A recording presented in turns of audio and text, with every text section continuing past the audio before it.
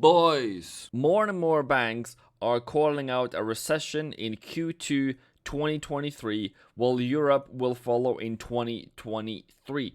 If we go over to Wells Fargo, they're also calling out a reset in the housing market, where they are where Powell went and presented a report to the Congress this week, and he's saying that tightening in monetary policy might or may result in a recession.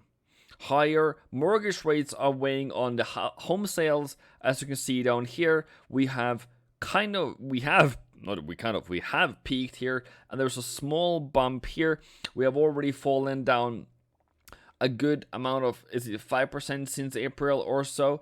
And then the other one is looking into monthly supply of new and existing homes, and where we're seeing that new homes are skyrocketing into the market here.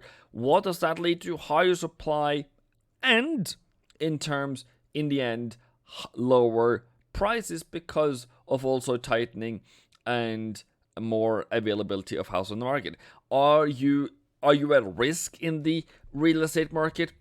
You might at least consider yourself and your position as, are you ready for tighter policy? Are you ready for a potential recession? Are you ready for a decline in home sales and in housing prices? The markets also increased their fear because of a gloomy PMI report for June. So what can we do now? Well, we can look for dollar bullishness, we can look for yen bullishness, gold bullishness. Taking over to gold, just going to mention that we are soon going into session or season for a gold bullish move. I am going to start my gold buying cycle from July 1st. That would be around this upcoming Friday, so you should join along when I'm looking to buy, gold and all those things. So COT report for this week: Aussie, nothing much happening. Pound, nothing much happening. Canadian, a lot of buyers took profit. Some sellers came in, so this is definitely a bearish move for the Canadian. Euro, a lot of buyers came out of the market. Well, we have also seen Euro falling quite rapidly lately, so that was definitely a take profit, which I earlier said it was, and now I have it confirmed. We have the Japanese yen coming in for more buyers and less sellers. We have also seen Swiss franc coming out with nothing. Buyers, markets trading on dollar, nothing much, just taking profit, just getting out of it. Mexican peso equally out, and gold going more buyers into the market, less sellers, and silver, some of the same thing. And on oil, markets are starting to get out. Another thing that I also want to mention is SeasonX. We are seeing, seasonality wise, over the past 10 years, you would have a 70% win rate and 3% average return if you were to start buying coffee now. Zinc would be 275 to the upside, silver another one, and you can also see here 8th of July might also be a bottom on silver, but this is what I'm going to start doing soon. This is what I'm going to rely on soon, is gold starting around 28th, should be around the peak of 28th. That's a 70% win rate. Average returns is 4%. So there is some years here that went lower, but also you have some years here that went really, really well on gold. If you are going to price in fear, you are needing to having 1 or 2 positions in gold whatsoever. New Zealand have an 80% chance of winning if you start buying soon. If you see that Aussie dollar, New Zealand dollar starts going up in a bullish trend, same thing with USSR, same thing with Euro New Zealand. I would like to wait a bit more for Euro New Zealand, but it definitely still has potential to go higher. Why it has potential to go higher? Because you have the New Zealand that may start falling on their own, because of recession fears, because of fears of what's happening in China, because of fears of what generally is happening across the globe. When we're going over to a couple of stocks, Microsoft 90%, Salesforce average return of 6.8%, Nike return 6.10%, and Apple a return of whopping 30% averagely over the past 10 years in the upcoming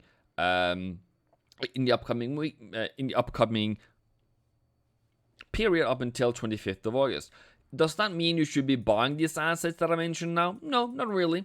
The reason and what you should do is that it's one piece of information. I mentioned to you that these might go higher now, so it's up to you to, okay, does that fit with the recession fears that we currently have?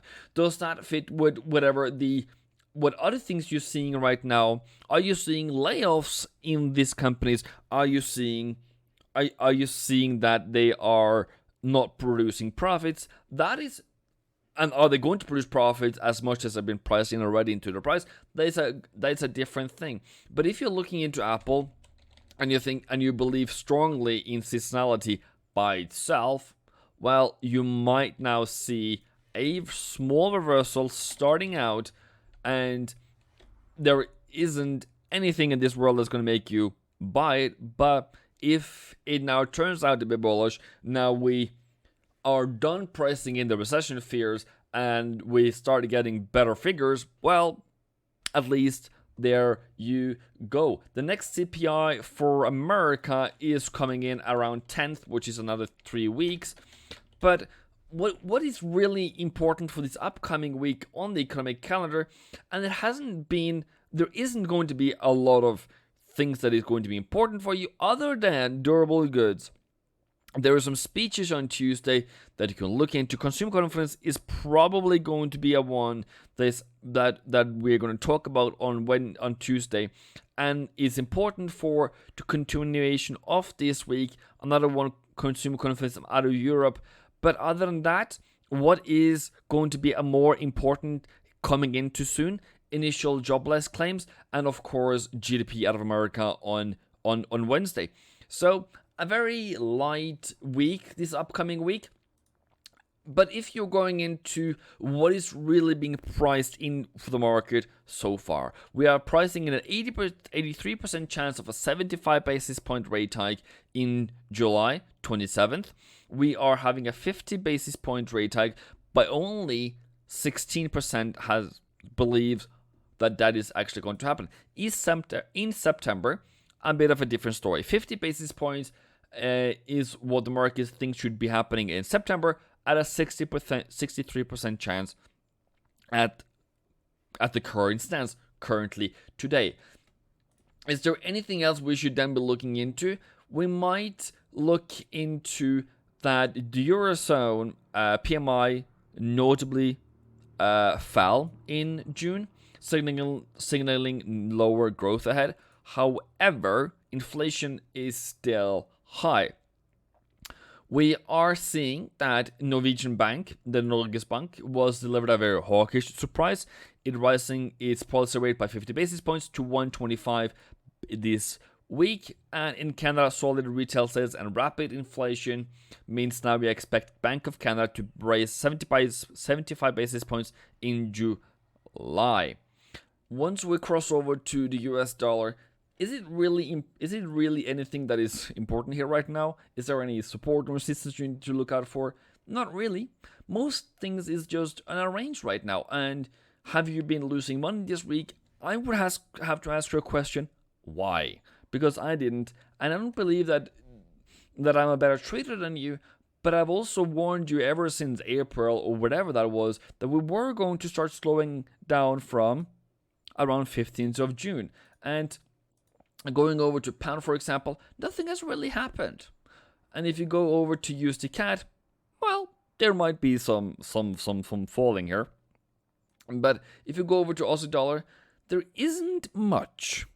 But if I'm going to bet one coin of anything, of everything, of all that I own, ever, I would actually maybe look for a bearish trend and a bearish move. And if we come up to maybe something like M3, like 97.6, 69.70 would actually be looking for a small short. I don't think we will ever go down to 68.40, but maybe back down to some kind of previous support would at least be a minimum target. Remember that daily is way better than weekly, but I do know that we do well and we do tend to fall generally, at least from when we start of the start of the week into some of these sell zones. So it's actually pretty good setup, this one, but what do you expect? Nothing, actually. Euro dollar, completely a range. Nothing is going to do anything here, or it hasn't been doing anything, and I don't expect anything else to happen. Euro New Zealand, can we get a bullish trend going back above 67, 60, and then higher? That would actually be a pretty good trade. I would actually like that. So I need to see some continuation higher, and then I am starting to get good to go. Pound yen, another one that is just in the range, and if your guru tells you this is going to move this week, it probably is, but is it going to be logical? Is it going to be systematical? Is it going to be how you generally want to trade? I don't think so, mate. But if it comes back up to 166.50, and you can definitely look for a short opportunity or a continuation of the bullish of the potential bullish trend, but don't be fooled by what you generally should expect from the market, because it isn't a lot of flow into the market right now. New Zealand yen, another one that, well, since 15th of June has gone higher, mostly because of the asset purchases out of Bank of Japan. But if this was supposed to be bullish, why did it go so low? Why did it go all the way down to 84.50 just to pick up buyers? I really don't like that one. So I really just don't much care too much. But this can potentially be a bullish trend. But also at the same time, you can also do that. So be careful out there. Don't risk money you can afford to lose and whatsoever. What going on to gold? I see this beautiful setup. This can fall this week. I don't care. But if it comes over to like 38, I'm going to start looking into something nice. So if this continues to range until July, I will be very happy. But if this makes a new low or a new high, I don't care, mate. I don't care, and you shouldn't care either. Because this should make a higher high, higher low, wherever that pattern is going to come in before I even start buying. And that should be around July. So if you are going to trade in here, and I've seen TikTokers, and I've seen YouTubers, and I've seen whatever those people are called nowadays, to be like, they bought here. And then the stop loss is like, everyone's like here. And then they got stopped out. Why? Why were you trading? I saw people coming to me, I lost money this week, and like the market is playing with me. Where are you? Where have you been? Where have you been in my class? Why are you not listening to me, mate? So the sole purpose of me saying don't trade when you don't have a setup is for you to not lose money. I want you to win and I want you to gain. And there is nothing in this world that would make me more angry than you to waste your money, lose your money because you took a bad trade setup. And I'm here to tell you there isn't much other than that I mentioned in this video so far. Okay? Thank you very much. US 30 had a fantastic Friday. Okay, so what was that? Was because, well, I do believe this one is actually going to be a dead cat bounce. If you're going to be bullish at any point, we need to break above 33.20. So we're going to price in recession fears. We are going to price in what I would call the doom before the gloom. No, the doom before the rise, just like COVID. We fell 50% or whatever it was. 35%. And okay, cool, we can do that now again. I don't care. But if that happens, what do you think is going to happen? Dollar bearishness.